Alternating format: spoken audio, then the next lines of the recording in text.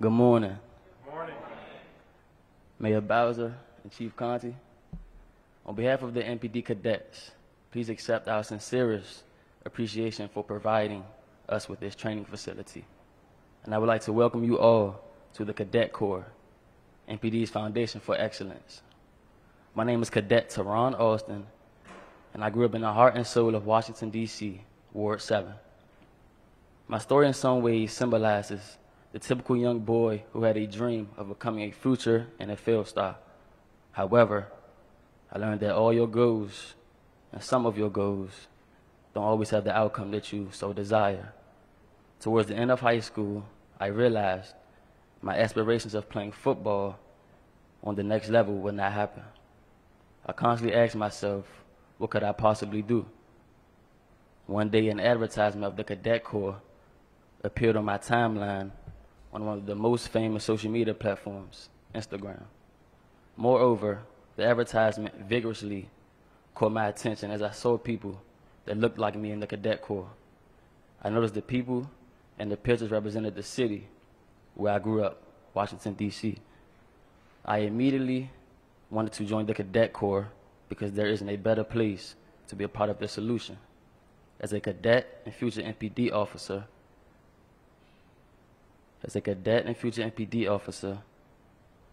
I want to bring love, protection, and peace back to the city.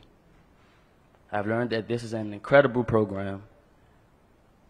Through the training sessions and physical fitness, I am building discipline, punctuality, integrity, and relationships with others.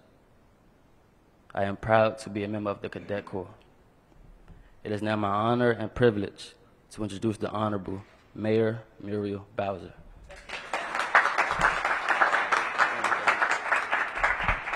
Let's give a hand to Cadet Austin.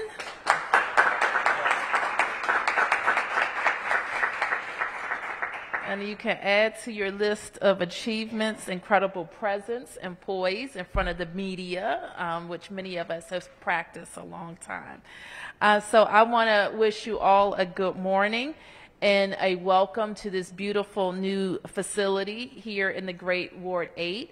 I'm joined by Chief Conti and members of our public safety team. And if you need any proof of what can happen with the MPD cadet program, you just look at the chief of police.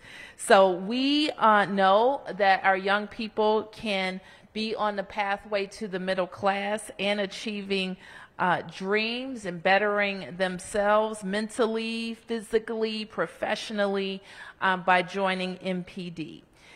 We want all of our young people who are so inclined to look to MPD as their first choice of career. And that is one reason why it has been a priority of mine to expand the MPD cadet program. We know that policing is one honorable career that can put DC residents on the pathway to the middle class. And so by recruiting young people who grew up in DC, who grow up in DC, we know that that means that we will hire more officers who really understand their community and want to give back to it. And we know that the MPD cadet program has also proven to be a tool for us to recruit more women. In fact, 51% of our MPD cadets are women. And I know that we have a lot of young people in the city who see what's happening in their neighborhoods and want to be a positive impact to curb gun violence, and they're looking for a way to make a difference. And we know that this program will allow them to make a difference. Building up our police department is part of our larger strategy that also includes more prevention workers like violence interrupters and more job training programs and more investments in the supports that families need to be successful. So before I turn to Chief Conti, I do want to make sure that we are addressing all aspects of our criminal justice system and our public safety system.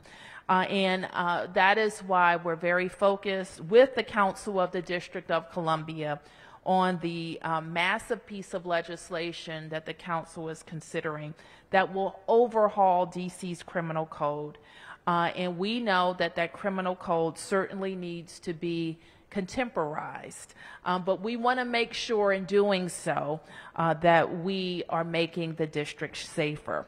So we will continue to work with the council on all of the things that we agree on, and continue to work with them on things that we think need more attention. And so we know, for example, that we're going to need some time to look at it. So I'll be making sure I am in touch with the council members to get an advance copy so that we can review extensively what might be included in the criminal code revision, which right now is scheduled for Friday. So with that, I'm going to turn to Chief Conti to speak about our cadet program, and we're happy to answer any questions. Thank you, Madam Mayor. Today is an incredibly proud day for the Metropolitan Police Department, for the city, and for our police cadets. I am Robert J. Conti, III, Chief of Police here in the Metropolitan Police Department. I also want to introduce several members of my team. Standing behind us, we have the director of our police cadet program, Dr. McGee. She is here with us, as well as Lieutenant Joseph Hudson. Joseph Hudson is a former police cadet, Ballou High School graduate, Ward 8 resident, and he is the uniform leader of the police cadet program. So I want to thank them for being here as well with our cadets that are here in this beautiful, beautiful facility. Let's just give our police cadets, as of today, we stand at 99 police cadets. Thank you, Madam Mayor. And I am just so incredibly proud, because this facility is fitting of what we expect, the excellence that we expect from our young people. If we expect excellence from them, then we have to invest excellence in them. And we are certainly doing that with this investment today. We know that MPD is an essential element of making our city safer, and that one of the best ways we can recruit homegrown talent for the Metropolitan Police Department is through the Cadet Corps. During this past fiscal year, Mayor Bowser authorized the expansion of the cadet program to be 150 cadets. Today, we're here to announce a new dedicated training facility to our Cadet Corps. This is the first of its kind and another significant investment in the youth of our city by Mayor Muriel Bowser. This advanced facility will serve as a necessary training space for cadets as they progress through this program. While they're in the program, they're doing work through the University of the District of Columbia, taking classes in the Cadet Corps curriculum, and on our streets, helping MPD members better serve our residents. The impact this program can have on our youth is expansive. The lives of our youth can change with one decision. My life trajectory changed with that same decision. This investment in our program doubles down to show our commitment to giving our residents an opportunity and our commitment to this program. It is a priority for us to do whatever we can as a police department to help. And this one step of providing our cadets with the appropriate space to learn and grow is critical to their success. Thank you to everyone who helped contribute to making this space for our cadets a reality and become a fixture in the community right here in Ward 8. And to those in the community listening to this that are between the ages of 17 and 24 years of age, we are still hiring. We are absolutely still hiring. This space is one benefit of taking your first step to the best career decision you could ever make. I want to thank everyone for coming out today to visit this beautiful facility as we continue to make investments in the young people of the District of Columbia. And at this time, we can take any questions you may have. So just really quickly, so as you know, that when we received the approval a couple of months back to expand MPD's cadet program, thank you again, Madam Mayor, to 150, we started growing our police cadet program to include not just out-of-school cadets, but also to include in-school cadets, young people who are 12th graders in our city who get paid as police cadets.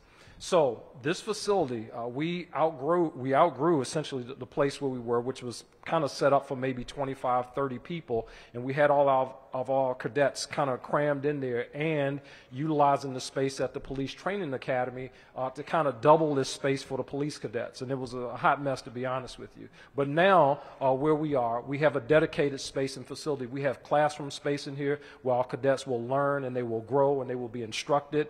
Our in-school cadets, this is the space where they will come to receive their instruction.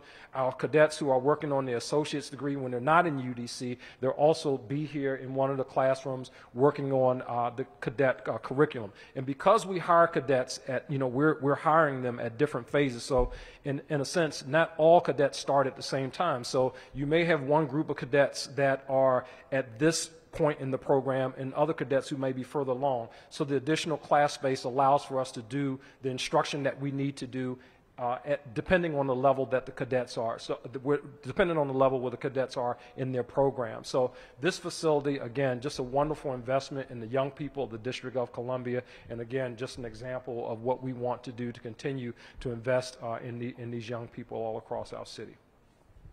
Yes, ma'am. Chief, just real quick, can you sort of reiterate again, I know you guys are big on hiring for this program, what are the benefits for the cadets if they join? And then I guess obviously the main academy spot down in Southwest, it's huge and there's a lot of things that they go to learn there.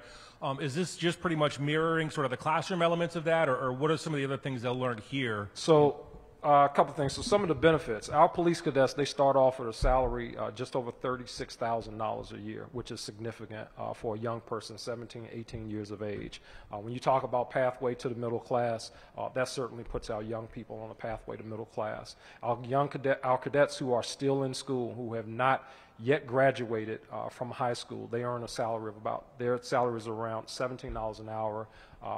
Thereabout is what we pay them until they graduate. Upon completing the police cadet program, so once they go through the program, they get their associate's degree, they then transition over to being police recruits. We start them at a salary of about $60,000. And they are also available for assistance with respect to residency and that kind of thing. So that is certainly a plus for our young people. When you talk about giving opportunities, when you talk about pathway to the middle class, for young people who decide to make a difference in their community, this program certainly is an opportunity for them to do that in the public safety space. With respect to the programming specifically, yes, at the Training Academy, we have police recruits who are working on all the things that a police officer needs. But in that space, you add to that another 100 police cadets. Our police cadets were not physically operating in that space. We had them kind of in an off-site location. So what we wanted to do is to mirror the training academy experience that's taking place at the training academy, but put our cadets in a place that we can all be proud of, where they get the same quality level of training in the same high-quality environment without overcrowding or moving them kind of out further into blue plains than what they were initially. Yes. Mark? Chief, could you run some numbers for us just about where you are on staffing levels? Can you update us on that? And can you tell us if you are making progress in filling that gap to getting where you went, or if you're just still trying to keep up with attrition? Yeah, Mark. So we talked about this several months ago about really trying to dig out of this hole. Right now we're at about 3,460 officers. That is still well below where we want to be. The attrition rate in terms of people who are eligible for retirement, that has remained steady. In fact, it has upticked a little bit beyond what the initial projections were for personnel. However, we are hiring. We do have recruit classes in the academy that are graduating from the academy every month, but we're not seeing the number. We're not going to, and we talked about this again several months ago.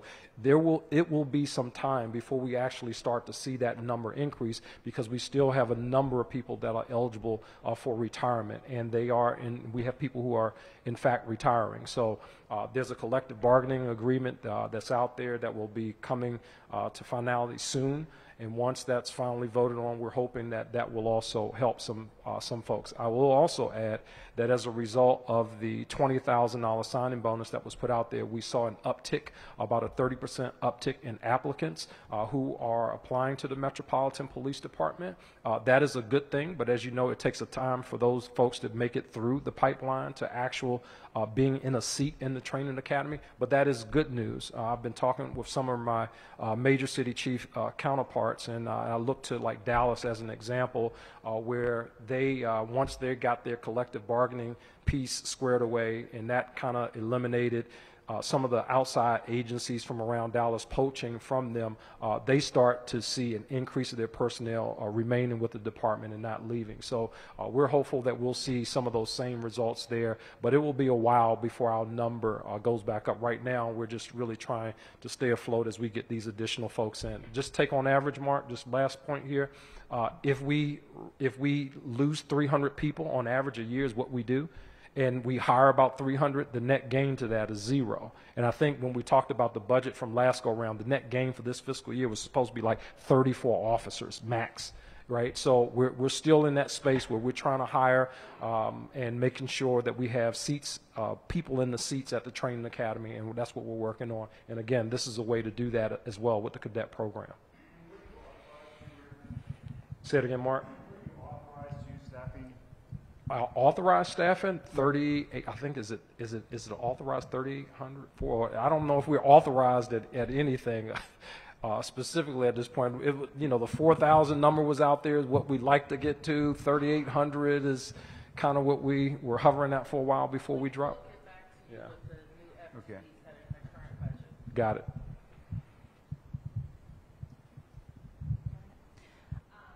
Topic question, actually. Okay.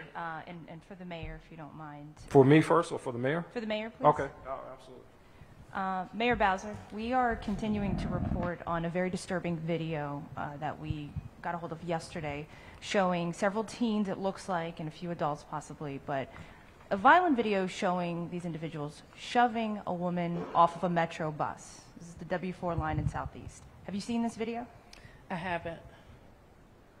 You think should happen to the people responsible, even if they Let are me kids? get a look at it. Can I show it to you now? Next question. Anybody have another question? Yeah. I have more though, but this is a very disturbing video, and I will take a look at it. the woman who was the victim in this said that she wasn't even planning to report on it until she saw the video and saw herself victimized in this way. What is your response to these situations then happening in the city? And my other question is in regards to the $4.3 million that you put into expanding safe passage last year. Does that have any impact on kids going to and from school on mass transportation? Yes, it does. So part of what we're talking about, you asked me about I don't even have to see a video if somebody was pushed off of a bus. I imagine it's traumatizing and it shouldn't happen. And that is not any type of crime that we want to see in our city at any time. And part of what we're talking about today is making sure that we have the police force that we need to respond and patrol and to assist Metro and its properties, including the bus and including the train stations. That's what we know will help us keep a safer city. We're also focused on what some people might call lower level crimes that can lead to more aggressive crimes. We've had this conversation about Metro, and I agree wholeheartedly with the general manager that fare evasion and that disruptions on Metro or the Metro bus lead to more lawlessness and feelings of people not being safe, and maybe even more crime. So I think it's important that we focus on those crimes as well. Part of what the chief and I want to continue to work on with the council are those types of crimes. And we want to make sure in this rewrite of the criminal justice code that we're not throwing away tools that MPD has right now or that Metro Transit have right now that make our city safer. So that's what we're focused on. This incident specifically, can your office actually do something about it? I'm sure with Metro Transit. Do you know about this, Chief? So let's get, the chief would coordinate with Metro Transit, and I'm assuming if it happened on the bus that they have first jurisdiction, but we would support them in any way. And the issue with the criminal code, changing.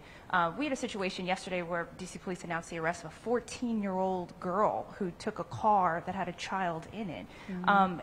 The changes to the code, how will that impact juveniles? Can you talk about that? We're hopeful, number one, there was, I think, recommended from the commission or either from the committee a change to the way that the code deals with carjacking. So the chief has had long discussions with the council, and I'm hopeful that that change won't show up in the latest revision that the council is considering. The chief will know more about that, and you can speak to the issues related to juveniles as well. Thank you, Madam Mayor. To the mayor's point, those are things that we have to make sure we don't lose sight of. Again, this is a massive rewrite of the code, and rightly so. Our code has not been rewritten since 1901, and it needs to be updated. And there are a lot of spaces where we agree with those recommendations. However, I know that there are things that I personally, in my chief as my position as the chief of police, I'm looking through the lens of, does this change ensures, or does this change enhances public safety for the residents and the businesses to the District of Columbia? That's the lens that I'm looking through. I wouldn't necessarily say that was the lens for the rewrite of the code, but that's the position and responsibility for the chief of police. And I'm going through and looking at that. And when I go through and I see things that I don't agree with, those are things certainly that I wanted to make sure that the council had an opportunity to take under consideration as they make decisions about what is actually going to be in the code. I don't know what the end thing is going to be. I also know that there are, Councilmember Allen, as an example, there are things that he disagrees with in the code that he's relayed. Like, I don't agree with this. I think publicly he mentioned something about, not agreeing with taking carjacking out of the criminal code. So there are some things that need to be done to really to work through that, to make sure that we get it right. But I think it's more important that we get it right than just get it done, right? Get it right is what's important here, because the citizens and visitors of the District of Columbia are the people who are really on the receiving end of all of these decisions that will be made with respect to it. With respect to the juvenile, a very unfortunate, tragic incident.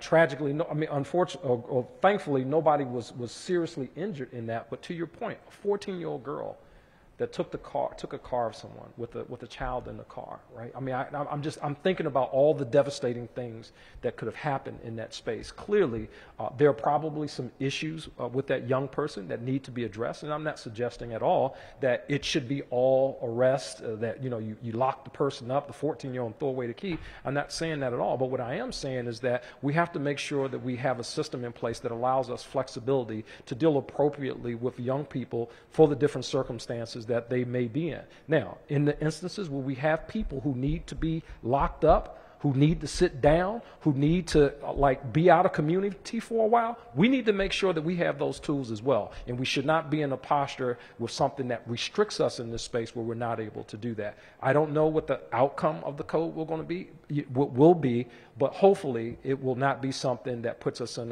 a space where residents are not served as a result of the changes that are made. Looking at this video, it's we've reported on it yesterday starting at 4 o'clock. It's been all over social media. It was all over our broadcast this morning. We're not the only station reporting on it. How would you respond to the folks that are saying, how is it that our city leaders have not seen this? Well, I take in a lot of news, not necessarily from your station, and not necessarily on I don't know all of the social media networks that show it. I'm on social media a lot, but I didn't see that one, but I will. The fare evasion, when are you planning to act on that? What exactly are you looking at? Can you be a little bit more specific? Metro, it's been in the news a lot, has been talking about what it is going to do for fare evasion. What action are you looking at taking, Mayor? I'm looking at to support Metro's actions to make sure that everybody pays their fair share. But that's all it is just support from the mayor's office. That's the only thing that can be done. You may recall that the council changed the law. I vetoed it, and my veto was overridden. We have worked hand in hand with Metro to ensure that they are able to issue a civil penalty for fare evasion, and that has happened over many months. Pardon me?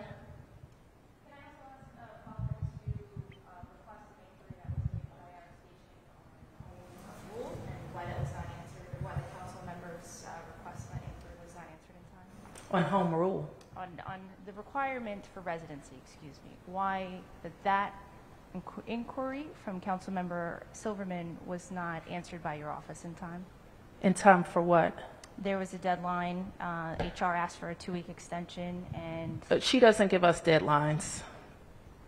Okay. I don't know what deadline you're referring to, but we don't give deadlines. But we talk to the council members all the time. Next question. Mayor Bowser, if I could follow up on the criminal code changes. Sure. And what you said about, we want to make sure we're not throwing tools away to make our city safer. I talked to the chief yesterday. I'm wondering from you, do you have any specifics that you see that could be an example of throwing away a tool that police use that something that you're specifically concerned about? I think that there are some quality of that some people call quality of life crimes.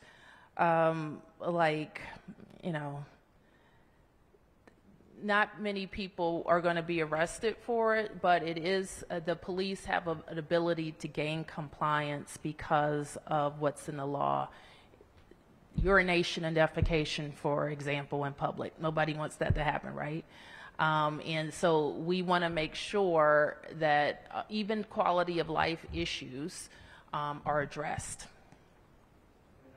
Chief, Chief, on topic on the cadet program and Sure. just hiring in general, what do you hear as the biggest obstacle that you have to overcome to attract either cadets, recruits, or people staying on the force? What is it? Is there one thing that you're hearing that if you could snap your fingers, you would change that and it would make it a lot easier? Yeah, it's a national narrative, Mark, just kind of in the space of law enforcement. There was some reporting recently about the number of law enforcement officers that have been shot and killed, in fact, in the line of duty recently. I know that was a big story at the Major City Chiefs discussion and on I think CNN or something, or Fox, both of them, matter of fact, this past last night. But I think that is an issue. We're not having an issue in our police cadet pipeline, which is where we're trying to build from the ground up. So while we have 99 police cadets, we got 86 additional in the pipeline, and we have a prospect day this weekend where we have 40 young people from community that are signing up to come join our ranks, right? So that's not where the issue is. But when you look at being a police officer in this jurisdiction, I mean, you got 100 jurisdictions that you can choose from in this area. And what we've tried to do through the collective bargaining, through the signing bonuses, is to make MPD a standout where people would select this agency over another agency, right? I want to go work in the nation's capital, and here's an incentive that might attract a person to the nation's capital. So all those things really work in hand, but it really is a national issue. There's some discussion amongst the major city chiefs, like you hear, like ad campaigns about Army, Navy, Air Force, Marine. Perhaps we need to do something like that on a national level around the space of law enforcement and how noble a profession it is, doing those kind of things on a national level to bring attention and to get people interested in being law enforcement officers.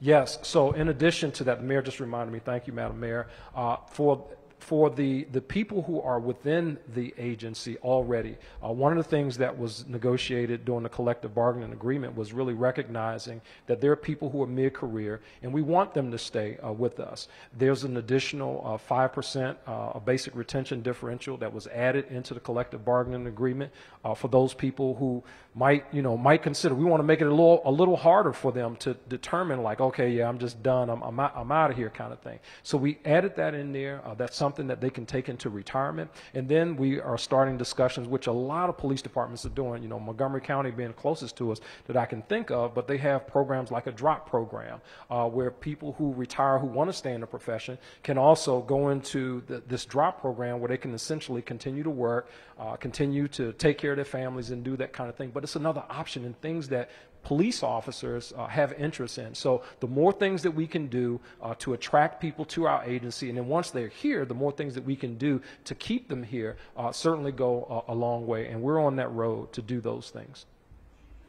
Off-topic question. Yep, sure. Can you update us on the investigation into Rocket's death? We've been told the autopsy, I know it's not an autopsy when it's a dog, but we've been told the cause of death was heat-related, and that you've been waiting on the results from the inspection of the car. Have you determined whether this was a mechanical or a human failure? Yeah, it sounds like it may be, and the investigation has not been complete, but it sounds like it may be a little bit of both, Mark. So now we are going back, looking at our policies to look to see what updates need to be made to the policy.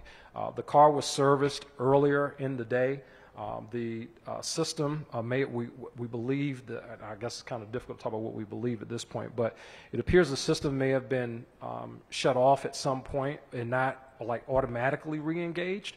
And as a result of that, the dog obviously was in the car. Again, that the handler for the dog, his partner, obviously took that really hard, as many of the members of the Metropolitan Police Department, those that love animals. I recently lost my dog about 2 weeks ago. Very difficult thing to have to process. My 9-year-old son just devastated behind the loss of our family pet. So I know that's near and dear to the heart of a lot of people, and certainly we want to make sure that our policies are such that we prevent things like that from happening in the future.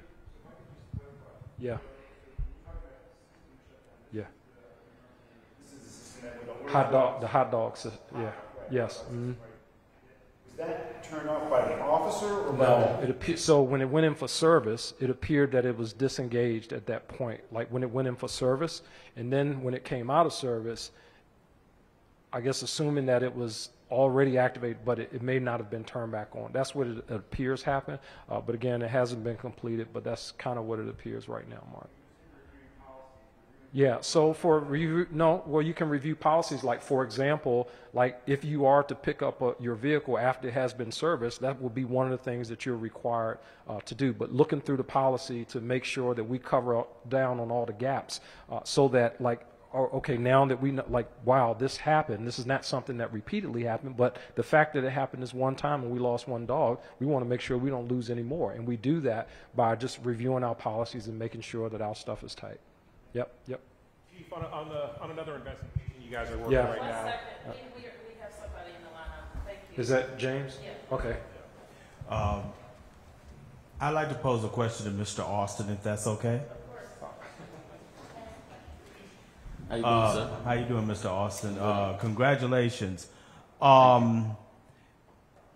What factor into your decision to join the MPD Cadet program, considering that your peers might consider you selling out to 5-0 or being a snitch, or will you be acceptable to some of your neighborhood friends because you are a part of, and you are a part of the police department? Could you talk a little bit about that?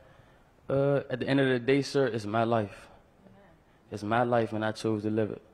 So I wouldn't want to go out living my life for other people, because at the end of the day, it's still my life. So I don't care what nobody else say about me. I just brush it off, and I keep moving. I keep putting one foot in front of the other.